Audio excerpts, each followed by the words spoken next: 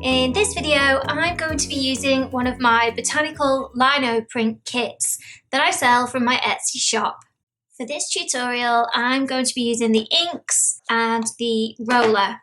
So this is the second project you can create from this Botanical Lino print kit. The first project, I showed you how to use the lino plate and to cut into that plate to create a design that you would call a negative design. So you can see here I've got the plate and you can see I've cut away areas in marks and shapes, and when it's printed those marks are the same colour as the base. So we've almost printed the negative. That's what I would call this. And what we did in the last tutorial, I showed you how to print onto different bases. This one a pre-prepared surface, this one a two-colour print, and of course you can just print a nice dark colour onto a pale base. So we experimented with that in the first tutorial. Now I'm going to show you something completely different. As an alternative project or a second project, why not create your own set of botanical stamps? They don't have to be botanical. You could do mini sunflowers, mini dogs with ice cream cones. You could literally shells, anything. Shells are always quite popular. You could pick anything you want, but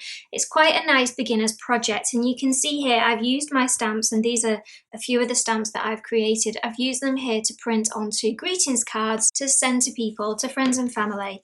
They're nice to use over and over again to print them in autumnal colours, summer colours and Christmas colours.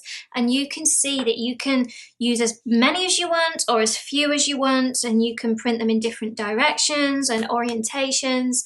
So they're really fun, versatile, easy to use, infinite number of designs, and each time you do it your design will be completely different. So these stamps, by contrast to the print plate we did in project 1, I would say these are printing the positive. In this one we printed the negative, so what appeared were the cut away areas.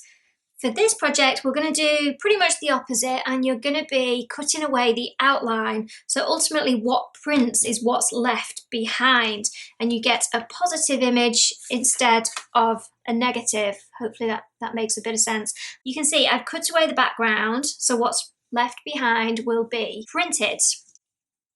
But here I've mixed it up and I've actually cut away little tablets, or almost like biscuits, biscuit shaped little mini plates. So here we're going to be printing the negative. So you've got a really nice contrast of the positive and the negative printing together in the same design. So you can do that too. For this tutorial, you'll need to have prepared yourself a set of stamps. You can do this by going outside and doing some drawing from nature or from whatever it is your subject matter is. If you're struggling to come up with the design ideas, and I would say the majority of people who come to my workshops, this is the hardest bit, it's coming up with the idea in the first place. For that reason, if you did purchase one of my botanical kits, you'll get this template, and you can use this to help you, even if it's just a starting point, to help you create your little stamps. I'd say do a big doodling session to start with, doodle away, and then pick, say, your 5 or 6 or even 4 best leaves, shapes, flora and fauna, whatever it is your theme. Choose your best ones and then start to cut away and prepare your stamps. In this printing tutorial, I'm going to show you how I've printed onto plain card bases, also onto some pre-prepared card surfaces.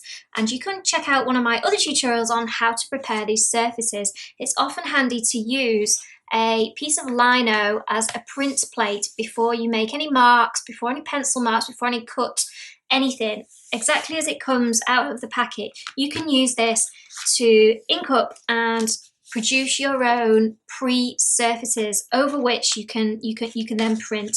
We're also going to print onto some Nepalese locked paper in A5, and I'm just going to mix this up as I go along, and you can see how I achieve this, how I do this. This A5 Nepalese locked paper is included in my kit. I sometimes think it's fun to include stamps like this hair, this jumping hair here. It's fun to include stamps that you've had from other projects, so it doesn't all have to be on a theme. You know, there's no reason why you can't have a cactus and a dog and a slice of orange on the same print. Make it fun, make it different. some more lock to surfaces that I've pre-prepared ready with some gorgeous textures, and I'm going to be printing onto those today. And we'll do some A4 plain lock to paper, which is really nice because it's not a white colour, it's kind of like a beigey off colour, an acru colour. And some of the other pre-prepared surfaces that have got some metallic paints in them. And the fact that it's not completely flat is what I find interesting. Lots of printmakers may prefer not to print onto a surface that isn't completely flat, but it doesn't bother me at all. Not all of my prints need to be super consistent and perfect. In fact, they're way more interesting when they've got a bit of character. So if you're following this at home, you're going to need your print kit, your inks, your roller, and a non-porous surface on which to roller out your inks with an artist palette knife, some rags, some scrap paper, and let's get started.